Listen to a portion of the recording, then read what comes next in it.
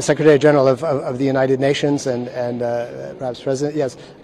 Look, I would say that first of all, International Yoga Day, which came into force, I believe, in 2015, was supported by 175 countries very, very quickly. So I think everybody in the world sort of really got on board and understood what an important and joyful day that is when we look at the international calendar.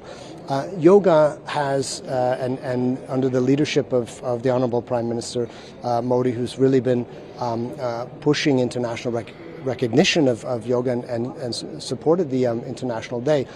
So the Honourable Prime Minister will be leading this session of yoga at the UN, at the United Nations, at the Secretariat on the 21st of June.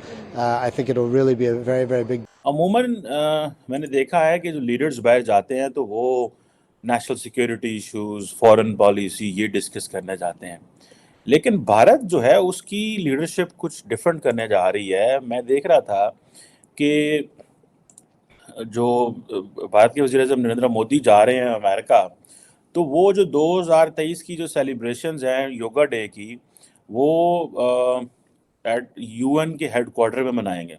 और अगर हम prime minister Modi की बात करते हैं तो उनको उनके योगा के लिए काफी ज्यादा प्रेज भी किया जाता है, काफी ज्यादा उनको प्रमोट भी किया जाता है, इंटरनेशनल लेवल पर काफी ज्यादा उनकी तारीफ भी की जाती है। आपको क्या लगता है यूनाइटेड नेशंस में जो ये सेलिब्रेशन होने वाली है इंटरनेशनल योगा डे की, जो कि प्राइम मिनिस्टर मोदी करने वाले हैं, 180 ममालिक वहां पर शरीक होंगे, क्या लगता है कि इसके बाद क्या प्राइम मिनिस्टर मोदी का और क्या वाह होने वाली है पूरी दुनिया में? एटलीस्ट आप तो ये काफी जमाने से कर रहे हैं, मैं 1-1.5 साल से कर रहा हूँ। आपने नोटिस नहीं किया कि इंडिया यूएस की जो रिलेशनशिप कितना तेजी से बढ़ रही है? It is not only moving fast, but it is moving faster and faster and fast. Day by day.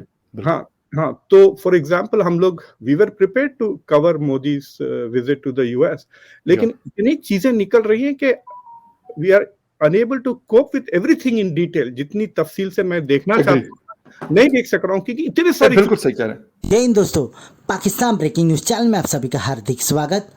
Prime minister Narendra Modi US के दौरे पर है और वहीं पर अब वो इंटरनेशनल योगा डे के लिए यूनाइटेड नेशन में भी शामिल होने वाले हैं, जहां पर 180 देशों को न्योता भेजा गया है और उनके रिप्रेजेंटेटिव भी भारत के प्राइम मिनिस्टर नरेंद्र मोदी के साथ योगा डे के लिए यूनाइटेड नेशन में मौजूद रहेंगे। ऐसा पहली बार होगा कि prime minister Narendra Modi United nation में योगा डे मनाएंगे। और योगा डे की जो स्थापना थी, जो कि प्राइम मिनिस्टर नरेंद्र मोदी ने ही पूरी दुनिया को दी, क्योंकि प्राइम मिनिस्टर नरेंद्र मोदी ने पूरी दुनिया को सजेस्ट किया था कि योगा अपने जीवन में बहुत ही ज़रूरी है और इसलिए पूरी दुनिया को मिलकर योगा डे को मनाना चाहिए। और इसलिए यूनाइटेड नेशन और बाकी सारी इंटरनेशनल संस्थाओं ने 21 जून को योगा डे के नाम पर समर्पित कर दिया और अब हर एक साल योगा डे बहुत ही ज़ोरों शोरों से मनाया जाता है। इससे पाकिस्तान को बहुत तकलीफ हो रही है, क्योंकि भारतीय कल्चर पूरी दुनिया में अपनाया जा रहा है और पाकिस्तान है कि भारत की सफलता और भारत की कल्चर पूरी दुनिया में फैलता देख पाकिस्तान को जलन महसूस हो रही है। और इसी जलन के कारण पूरे पाकिस्तान में प्राइम मिनिस्टर नरेंद्र मोदी के यूएस विजिट का भी नकारात्मक सोच पैदा हो गई है और सभी ने वहां पर प्राइम मिनिस्टर नरेंद्र मोदी के खिलाफ प्रोटेस्ट करना भी शुरू कर दिया है। तो क्या हमेशा नेगेटिव रहने से क्या पाकिस्तान कभी भारत की बराबरी कर पाएगा? देखकर तो नहीं लग रहा, क्योंकि आज जिस तरीके से भारत ग्रो कर रहा है, ऐसी ग्रोथ पाकिस्तान अपने सपने में भी नहीं सोच सकता। ऐसे ही वीडियो को अंतिम तक देखते रहिए, लाइक कीजिए, शेयर कीजिए और सब्सक्राइब कीजिए हमारे चैनल को और बेल आइकन दबाना बिल्कुल भी ना भूले और आपकी जो भी राय हो उसे कमेंट बॉक्स में ज़रूर दें। धन्यवाद। आप ये देखें ये कितनी बड़ी पब्लिक डिप्लोमेसी है, ये कितनी बड़ी, आप ये समझें कि वो फॉरेन पॉलिसी तो एक साइड पे रह गई। ये जो सॉफ्ट पावर है, ये कितनी बड़ी सॉफ्ट पावर है कि आप योगा डे मना रहे हैं यूएन हेडक्वार्टर्स के अंदर। एंटोनियो गुतरस साहब भी वहाँ पे होंगे, जारी बात है, क्योंकि प्राइम मिनिस्टर मोदी खुद जा रहा है तो एक प्रोटोकॉल होता है मेरा ख्याल है। I am not aware of the situation, but yes अब 180 मुल्कों से ज़्यादा के लोग वहाँ पे आएंगे, डिप्लोमेट्स होंगे, पॉलिटिशियन होंगे, सारे people from all walks of life. और वो जो इंटरनेशनल डे ऑफ योगा जो भारत मनाता है, अब ये हैं वो चीज़ें करने वाली, ये हैं वो चीज़ें करने वाली जिससे आप ये बताते हैं जी कि हम खित्ते में आपके लिए इम्पोर्टेंट हैं, हमारी वैल्यूज़ भी ठीक है, हमारा कल्चर भी ठीक है, और हम ये देखें ये सारी चीज़ें, so they are taking everything together. की वजह तो यही है कि ये आज की मॉडर्न लाइफ से बड़ी रिलेट करती हैं ये चीजें।